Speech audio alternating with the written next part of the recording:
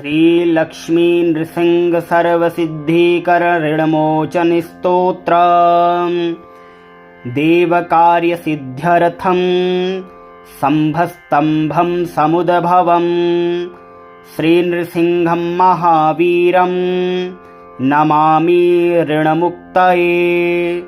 लक्ष्म्यालिङ्गितं वामाङ्गं भक्तानां वरदायकं श्रीनृसिंहं महावीरं नमामि ऋणमुक्तये। अन्तरालादरं शङ्खं गदाचक्रयुधं धरं श्रीनृसिंहं महावीरं नमामि ऋणमुक्तये। स्मरणात् सर्वपापघ्नं वरदं मनोवाञ्छितं श्रीनृसिंहं महावीरं नमामि ऋणमुक्तये। सिंहनादेनाहतं दारिद्र्यं बन्धमोचनं श्रीनृसिंहं महावीरं नमामि ऋणमुक्तये। प्रह्लादवरदं श्रीशं धनः कोशः परिपूर्तये श्रीनृसिंहं महावीरं नमामि ऋणमुक्तये। क्रूरग्रहपीडानाशं कुरुते मङ्गलं शुभं श्रीनृसिंहं महावीरं नमामि ऋणमुक्तये। वेदवेदाङ्गं यदन्येषं रुद्रब्रह्मादिवन्दितं श्रीनृसिंहं महावीरं नमामि ऋणमुक्तये। व्याधिदुःखं परिहारं समूलशत्रुनिखन्दनं श्रीनृसिंहं महावीरं नमामि ऋणमुक्तये। विद्याविजयदायकं पुत्रपौत्रादिवर्धनं श्रीनृसिंहं महावीरं नमामि ऋणमुक्तये। भुक्तिमुक्तिप्रदायकं सर्वसिद्धिकरं नृणां श्रीनृसिंहं महावीरं नमामि ऋणमुक्तये। उग्रं वीरं महाविष्णुं ज्वलन्तं सर्वतोमुखं नृसिंहभीषणं भद्रं मृत्युं नमाम्यहम्। यः पठेत इदं नित्यं देवकार्यसिद्ध्यर्थं सम्भस्तम्भं समुद्भवं श्रीनृसिंहं महावीरं नमामि ऋणमुक्तये। लक्ष्म्यालिङ्गितं वामाङ्गं भक्तानां वरदायकं श्रीनृसिंहं महावीरं नमामि ऋणमुक्तये। अन्तरालादरं शङ्खं गदाचक्रयुधं धरं श्रीनृसिंहं महावीरं नमामि ऋणमुक्तये। स्मरणात् सर्वपापघ्नं वरदं मनोवाञ्छितं श्रीनृसिंहं महावीरं नमामि ऋणमुक्तये। सिंहनादेनाहतं दारिद्र्यं बन्धमोचनं श्रीनृसिंहं महावीरं नमामि ऋणमुक्तये।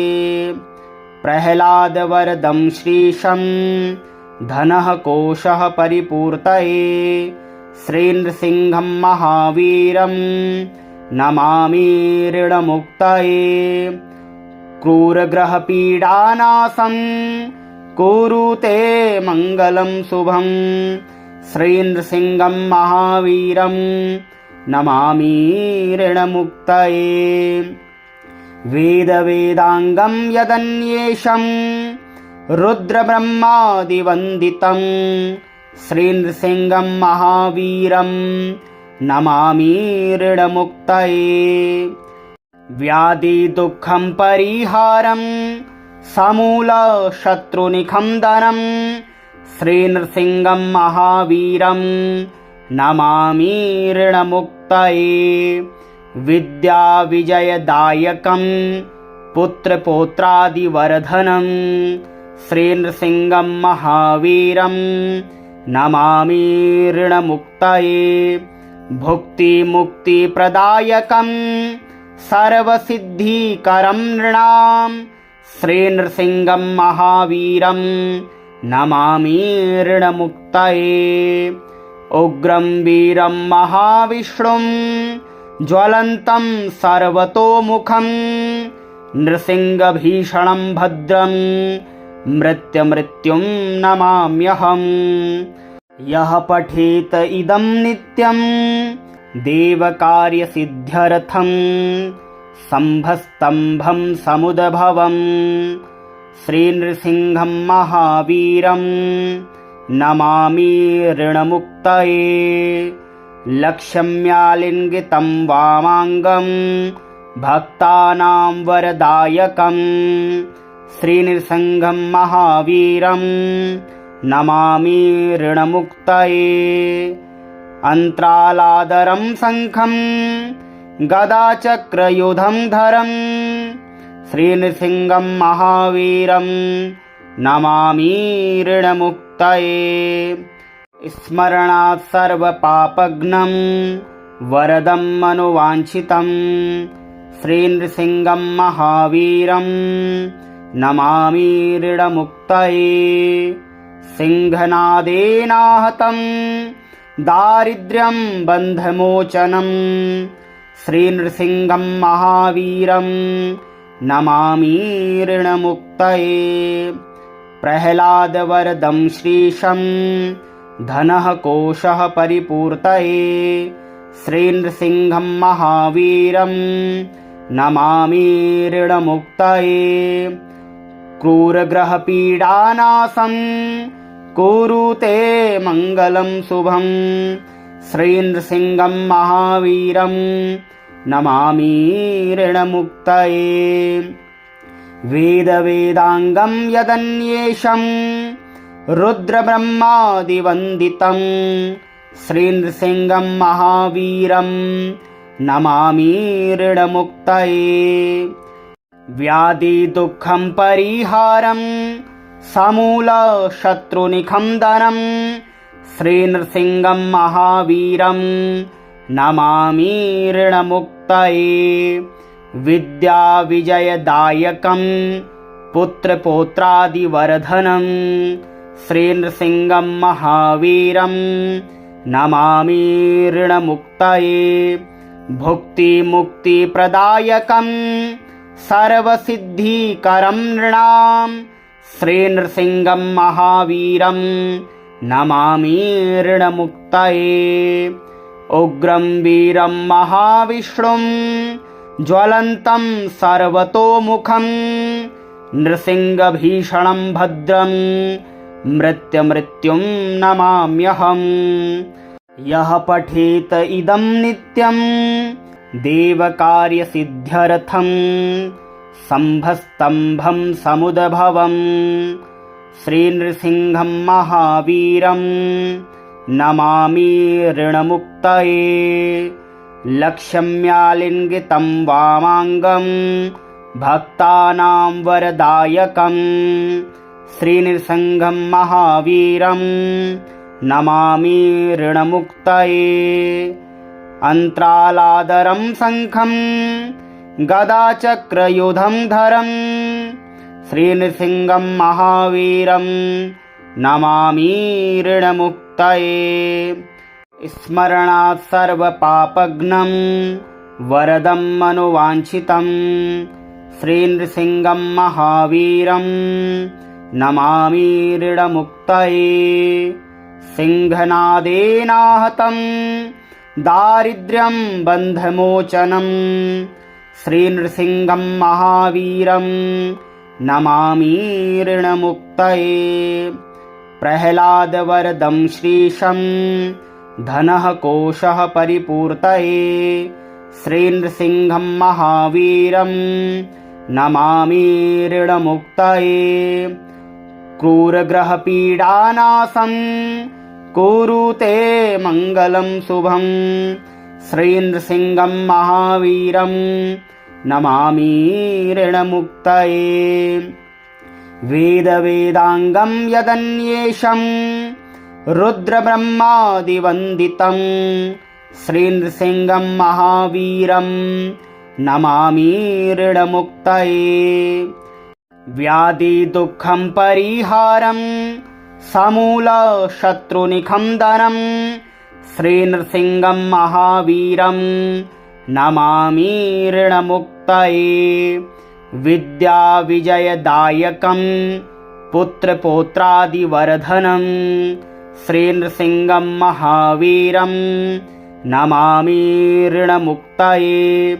भुक्तिमुक्तिप्रदायकं सर्वसिद्धिकरं नृणां श्रीनृसिंहं महावीरं नमामि ऋणमुक्तये। उग्रं वीरं महाविष्णुं ज्वलन्तं सर्वतोमुखं नृसिंहभीषणं भद्रं मृत्युं नमाम्यहम्। यः पठेत इदं नित्यं देवकार्यसिद्ध्यर्थं शम्भस्तम्भं समुद्भवं श्रीनृसिंहं महावीरं नमामि ऋणमुक्तये। लक्ष्म्यालिङ्गितं वामाङ्गं भक्तानां वरदायकं श्रीनृसिंहं महावीरं नमामि ऋणमुक्तये।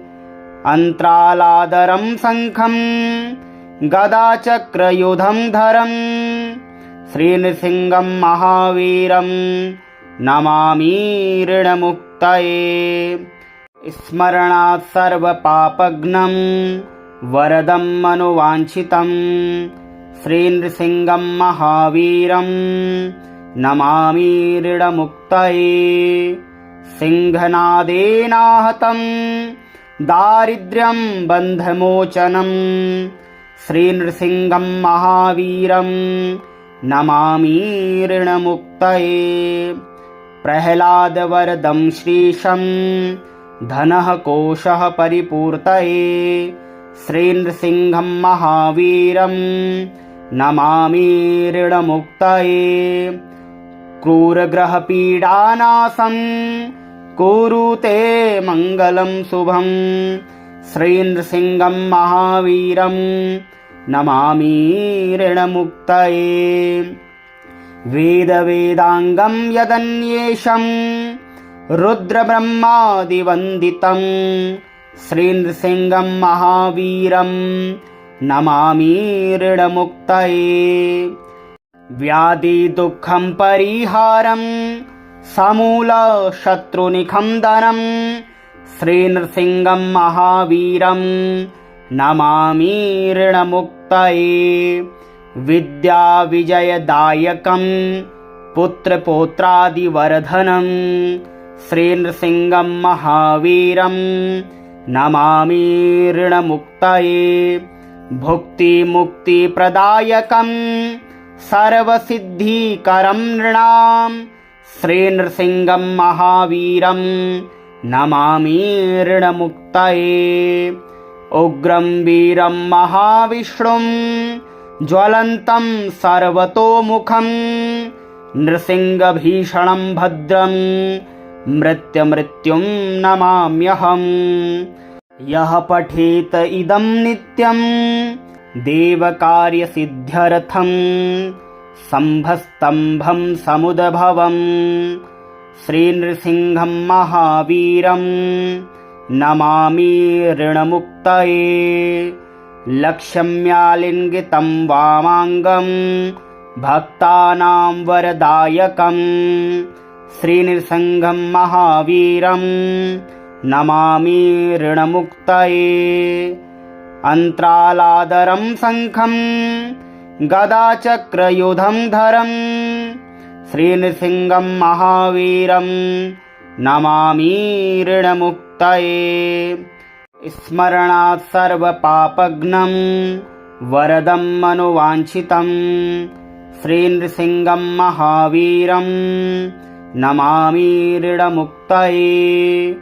सिंहनादेनाहतं दारिद्र्यं बन्धमोचनं श्रीनृसिंहं महावीरं नमामि ऋणमुक्तये प्रह्लादवरदं श्रीशं धनः कोशः परिपूर्तये श्रीनृसिंहं महावीरं नमामि ऋणमुक्तये क्रूरग्रहपीडानाशं कुरुते मङ्गलं शुभं श्रीनृसिंहं महावीरं नमामि ऋणमुक्तये वेदवेदाङ्गं यदन्येषं रुद्रब्रह्मादिवन्दितं श्रीनृसिंहं महावीरं नमामि ऋणमुक्तये व्याधिदुःखं परिहारं समूलशत्रुनिखन्दनं श्रीनृसिंहं महावीरं नमामि ऋणमुक्तये विद्याविजयदायकं पुत्रपौत्रादिवर्धनं श्रीनृसिंहं महावीरं नमामि ऋणमुक्तये भुक्तिमुक्तिप्रदायकं सर्वसिद्धिकरं नृणां श्रीनृसिंहं महावीरं नमामि ऋणमुक्तये उग्रं वीरं महाविष्णुं ज्वलन्तं सर्वतोमुखं नृसिंहभीषणं भद्रं मृत्युं नमाम्यहम् यः पठेत इदं नित्यं देवकार्यसिद्ध्यर्थं शम्भस्तम्भं समुद्भवं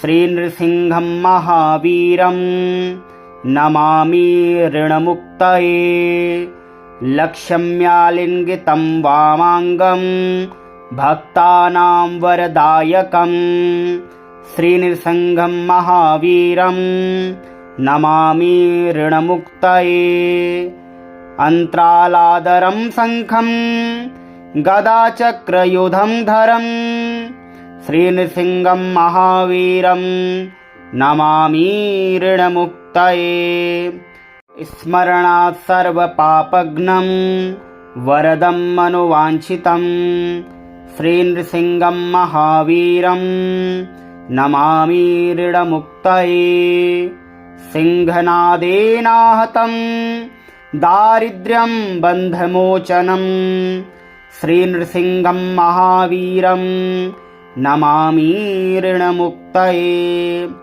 प्रह्लादवरदं श्रीशं धनः कोशः परिपूर्तये श्रीनृसिंहं महावीरं नमामि ऋणमुक्तये क्रूरग्रहपीडानाशं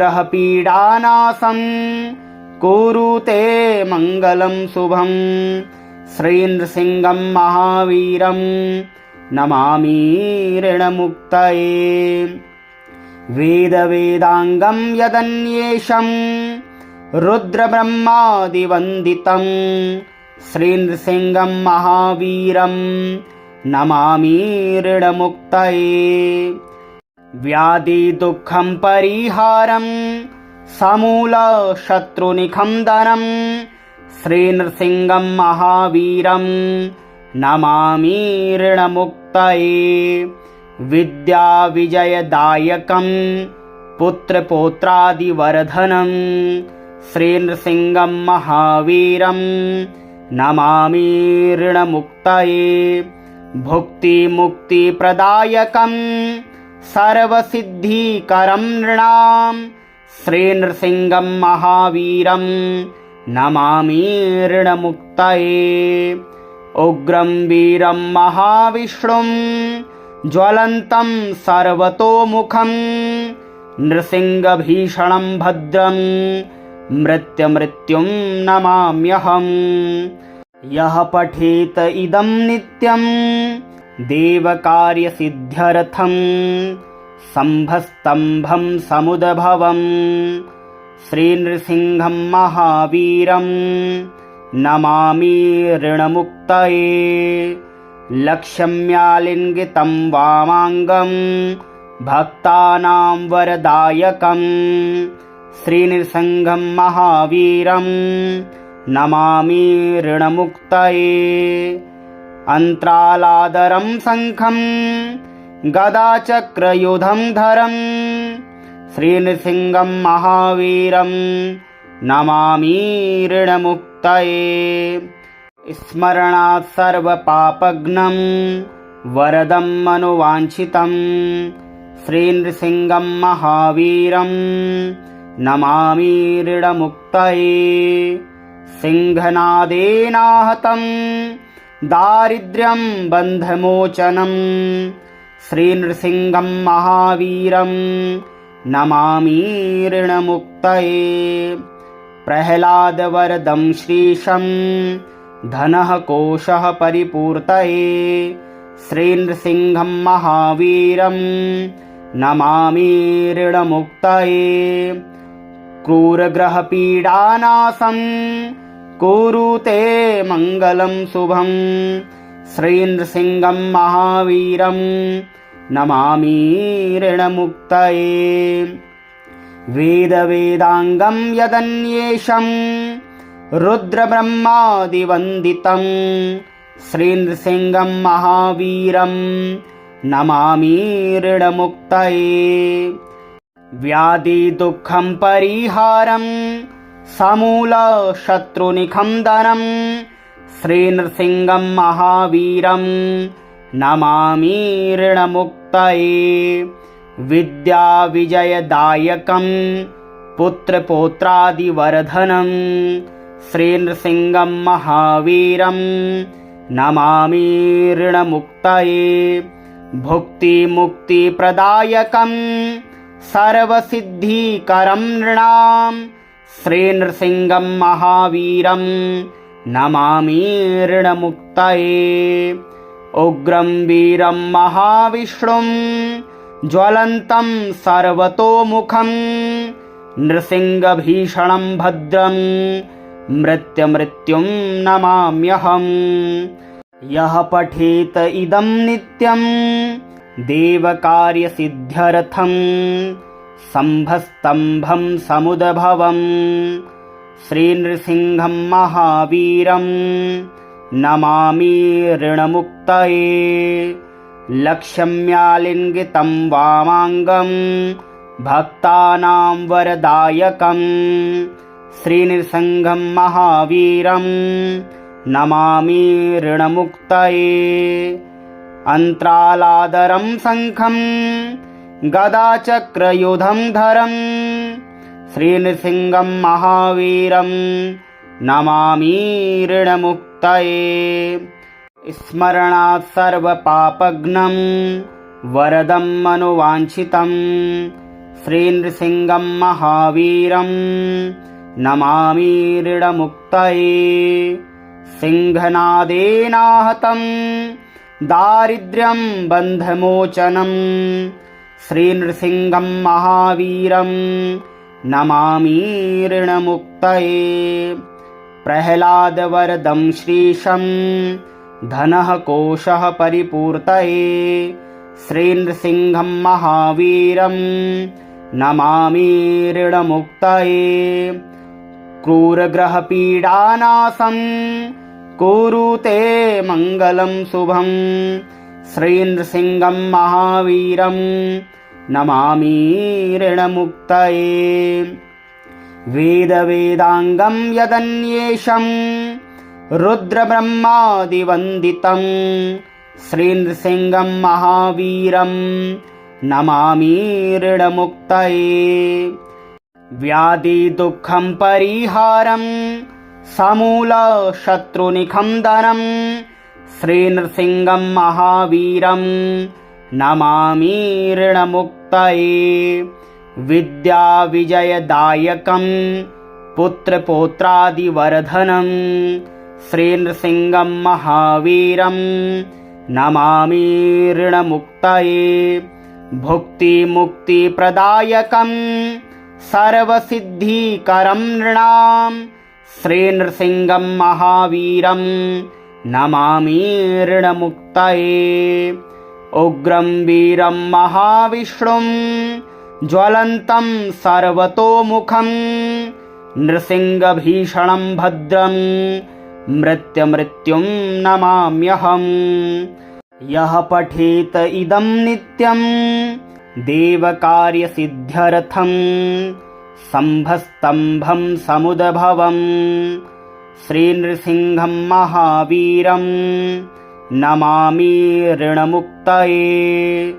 लक्ष्म्यालिङ्गितं वामाङ्गं भक्तानां वरदायकं श्रीनृसिंहं महावीरं नमामि ऋणमुक्तये। अन्तरालादरं शङ्खं गदाचक्रयुधं धरं श्रीनृसिंहं महावीरं नमामि ऋणमुक्तये। स्मरणात् सर्वपापघ्नं वरदं मनुवाञ्छितं श्रीनृसिंहं महावीरं नमामि ऋणमुक्तये। सिंहनादेनाहतं दारिद्र्यं बन्धमोचनं श्रीनृसिंहं महावीरं नमामि ऋणमुक्तये। प्रह्लादवरदं श्रीशं धनः कोशः परिपूर्तये श्रीनृसिंहं महावीरं नमामि ऋणमुक्तये। क्रूरग्रहपीडानाशं कुरुते मङ्गलं शुभं श्रीनृसिंहं महावीरं नमामि ऋणमुक्तये। वेदवेदाङ्गं यदन्येषं रुद्रब्रह्मादिवन्दितं श्रीनृसिंहं महावीरं नमामि ऋणमुक्तये। व्याधिदुःखं परिहारं समूलशत्रुनिखन्दनं श्रीनृसिंहं महावीरं नमामि ऋणमुक्तये। विद्याविजयदायकं पुत्रपौत्रादिवर्धनं श्रीनृसिंहं महावीरं नमामि ऋणमुक्तये। भुक्तिमुक्तिप्रदायकं सर्वसिद्धिकरं नृणां श्रीनृसिंहं महावीरं नमामि ऋणमुक्तये। उग्रं वीरं महाविष्णुं ज्वलन्तं सर्वतोमुखं नृसिंहभीषणं भद्रं मृत्युं नमाम्यहम्। यः पठेत इदं नित्यं देवकार्यसिद्ध्यर्थं शम्भस्तम्भं समुद्भवं श्रीनृसिंहं महावीरं नमामि ऋणमुक्तये। लक्ष्म्यालिङ्गितं वामाङ्गं भक्तानां वरदायकं श्रीनृसिंहं महावीरं नमामि ऋणमुक्तये। अन्तरालादरं शङ्खं गदाचक्रयुधं धरं श्रीनृसिंहं महावीरं नमामि ऋणमुक्तये। स्मरणात् सर्वपापघ्नं वरदं मनुवाञ्छितं श्रीनृसिंहं महावीरं नमामि ऋणमुक्तये। सिंहनादेनाहतं दारिद्र्यं बन्धमोचनं श्रीनृसिंहं महावीरं नमामि ऋणमुक्तये। प्रह्लादवरदं श्रीशं धनः कोशः परिपूर्तये श्रीनृसिंहं महावीरं नमामि ऋणमुक्तये। क्रूरग्रहपीडानाशं कुरुते मङ्गलं शुभं श्रीनृसिंहं महावीरं नमामि ऋणमुक्तये। वेदवेदाङ्गं यदन्येषं रुद्रब्रह्मादिवन्दितं श्रीनृसिंहं महावीरं नमामि ऋणमुक्तये। व्याधिदुःखं परिहारं समूलशत्रुनिखन्दनं श्रीनृसिंहं महावीरं नमामि ऋणमुक्तये।